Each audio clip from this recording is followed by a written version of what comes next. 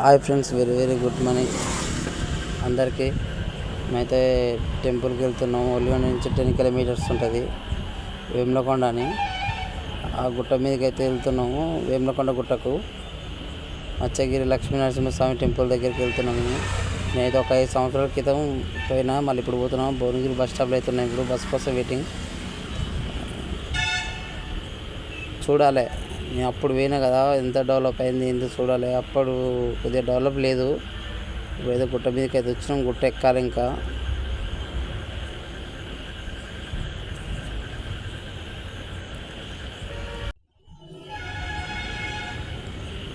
గుట్ట మీదకి అయితే ఎక్కుతున్నాం ఇప్పుడే మేము. మా చిన్నకి ఫోటోలు, దేవుని ఫోటోలు అబ్బడ్డ ఎమ్మడే మొక్కుతూనే ఉంటాడు. మస్తు భక్తి ఉంటుంది మా చిన్నకు, మా పెద్ద కొడుకునే. ఫోటోలు అబ్బడ్డా, టెంపుల్ అబ్బడ్డా కూడా జై జై జై జై అని కూడా మొక్కుతూనే ఉంటాడు. కళ్యాణం దగ్గరికి అయితే వచ్చినాం. మా చుట్టాలు కళ్యాణం చేశారు దేవునికి. మత్స్యగిరి లక్ష్మీనరసింహ కళ్యాణం చేశారు. అలాగే రాకు కూడా చాలా రోజులు అవుతున్నాయి. ఇక చెప్పంగా మీతో వచ్చేసినాం టెంపుల్ కాడికి. పల్లెకి కూడా కూర్చున్నాం. పల్లెకి కూర్చుంటాం. మంచిగా ఆనందం, మంచిగా దర్శనం కూడా అయింది. మంచిగా అనిపించింది. పల్లెకి కూడా కూర్చుంటే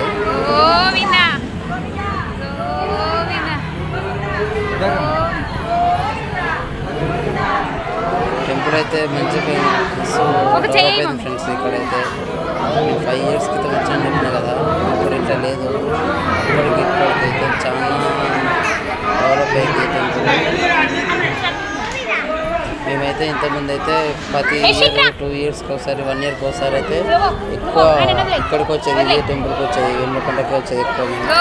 ఎందుకంటే మీ పుట్టినకలు తీయాలన్నా, మా పిల్లల పుట్టినకలు తీయాలన్నా ఎక్కువ ఇక్కడ మా ఎవరు చుట్టాలైనా ఎక్కువ మా చుట్టాలు కూడా వేములకొండకి వస్తారు. పుట్టినకలకైనా కళ్యాణం చేయాలన్నా ఎక్కువ వేములకొండకి అయితే వస్తాం. చుట్టాలు కూడా మేము కూడా ఎక్కువ వచ్చేది.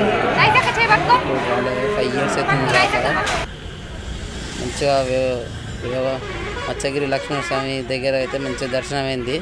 మంచిగా ఆనందంగా మంచిగా దర్శనం అయింది. చాలా సంతోషంగా. ఇక్కడ ఏంటంటే ఫేమస్ అంటే మంచిగా కోనేరులో చేపలు ఉంటాయి. ఆ చేపలకి ఇట్లా దానేస్తే, ఇప్పుడు మన పులిగారు అన్న బిస్కెట్ అనేస్తే పైకి వస్తాయి. ఆ చేపలకు మన నరసింహస్వామికి నామాలు ఎట్లుంటాయో ఆ చేపకు కూడా సేమ్ నామాలు కూడా సేమ్ నామాలు దేవునికి ఎట్లుంటాయో ఆ చేపలకు కూడా యజ్ఞం ఉంటాయి.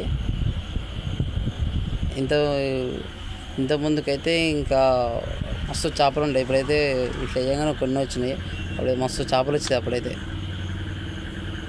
చూస్తారు కదా, అవే చేపలు అట్లా కనిపిస్తున్నాయి కదా చేపలు అవే.